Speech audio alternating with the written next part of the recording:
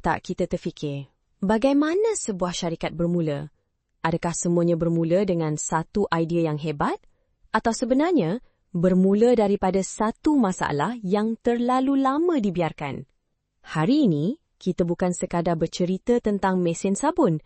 Kita sedang menyelami kisah seorang usahawan yang memilih untuk mengubah cara orang melihat peluang. Inilah kisah Nur Clean. Assalamualaikum dan salam sejahtera. Saya Aisyah dan anda sedang mendengar podcast Nur Clean. Dalam episod pertama ini, kita akan masuk ke belakang tabir. Bukan sekadar bertanya apa produk yang dijual, tetapi cuba memahami mengapa ia dibina. Bersama saya hari ini ialah seseorang yang mungkin ramai pernah dengar nama syarikatnya, tetapi tidak ramai benar-benar mengenali perjalanan di sebaliknya. Selamat datang Encik Rafizal. Waalaikumsalam Aisyah. Terima kasih kerana menjemput saya.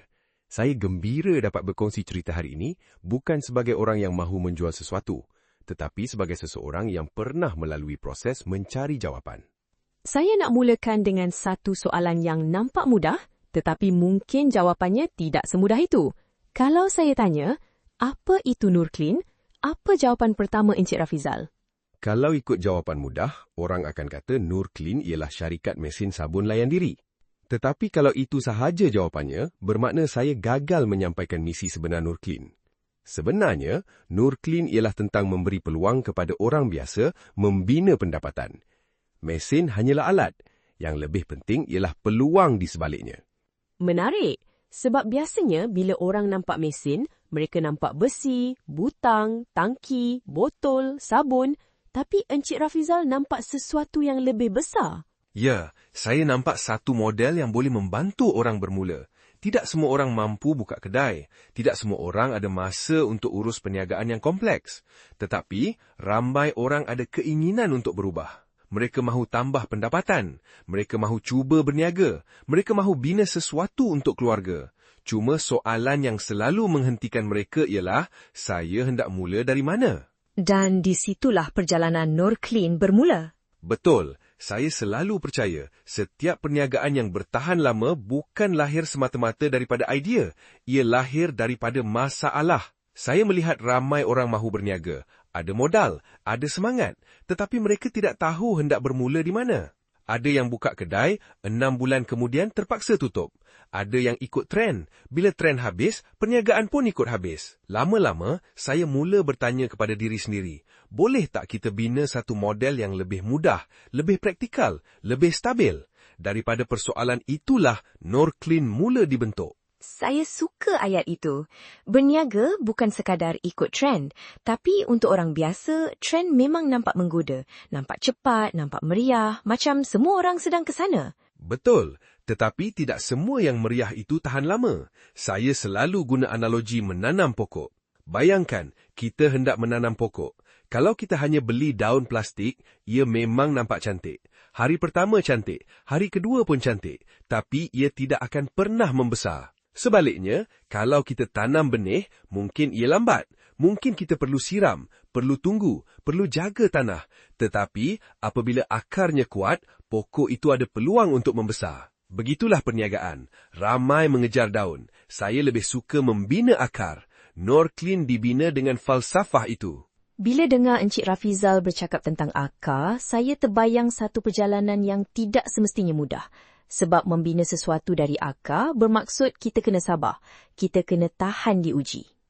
Memang betul. Membina sesuatu yang baru tidak pernah mudah. Pasti ada orang yang meragui. Ada yang bertanya, kenapa nak buat cara begini? Kenapa tidak ikut sahaja apa yang orang lain buat? Tetapi kadang-kadang, orang bukan tidak percaya kepada idea kita. Mereka cuma belum nampak apa yang kita nampak. Kalau setiap kali orang tidak percaya, kita terus berhenti, tidak akan ada syarikat besar lahir. Tidak akan ada perubahan berlaku. Itu kuat. Sebab kadang-kadang yang paling suka bukan memulakan perniagaan, tetapi mempertahankan keyakinan ketika orang lain belum nampak arah tuju kita. Ya, saya belajar satu perkara. Usahawan perlu mempunyai 2 jenis penglihatan. Mata untuk melihat keadaan hari ini dan visi untuk melihat apa yang belum wujud. Kalau kita hanya melihat keadaan hari ini, kita akan mudah takut. Kita nampak masalah. Kita nampak cabaran. Kita nampak kekurangan. Tetapi, bila kita ada visi, kita nampak kemungkinan. Kita nampak apa yang boleh dibina jika kita tidak berhenti terlalu awal. Dan daripada visi itulah, Nurclean bukan hanya dilihat sebagai mesin. Ia dilihat sebagai sistem, sebagai peluang, sebagai permulaan untuk seseorang membina sesuatu yang lebih besar.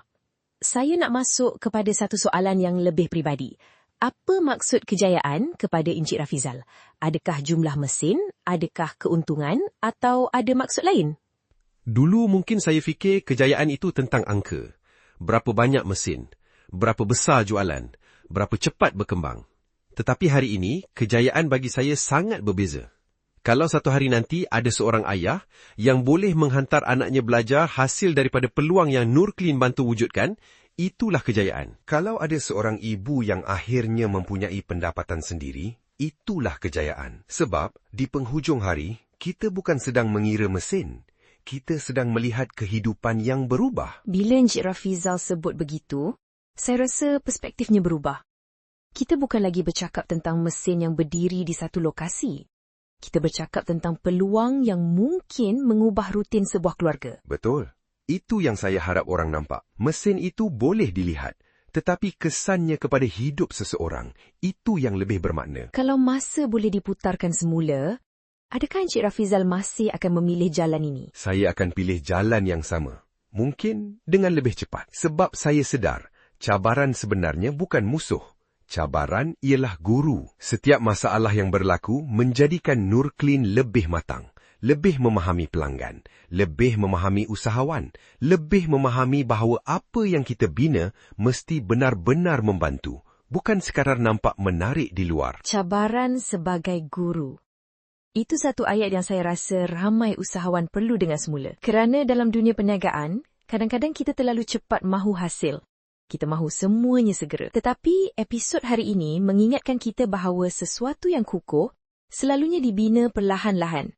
Dengan akar yang kuat. Benar. Dan saya rasa itu juga sebabnya saya meninggalkan cara lama dalam melihat perniagaan ini. Saya tidak mahu hanya menjual mesin dan selesai.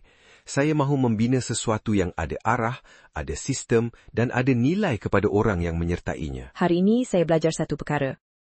Nurclean bukan bermula kerana mahu menjual mesin, tetapi kerana mahu menyelesaikan masalah. Dan apabila kita menyelesaikan masalah, peluang akan datang sendiri. Tetapi semasa berbual tadi, Encik Rafizal ada menyebut sesuatu yang membuat saya benar-benar ingin tahu. Encik Rafizal kata, masalah sebenar bukan mesin. Kalau bukan mesin, jadi apakah sebenarnya masalah yang selama ini ramai orang tidak nampak? Saya rasa itulah yang akan kita bincangkan dalam episod seterusnya. Betul. Ramai orang fikir kalau ada mesin, selesai semuanya. Hakikatnya, mesin hanyalah permulaan. Apa yang lebih penting ialah sistem di belakangnya. Dan itulah yang akan saya kongsikan pada episod akan datang. Saya Aisyah. Terima kasih kerana menemani kami dalam episod pertama podcast Nurclean. Jika episod ini memberi anda satu perspektif baharu tentang dunia keusahawanan, jangan lepaskan episod kedua. Kerana selepas ini, kita akan menyelami satu persoalan yang sangat penting. Bagaimana sebuah syarikat memilih untuk membina ekosistem bukan sekadar menjual mesin? Jumpa lagi dalam episod akan datang. Assalamualaikum dan salam sukses.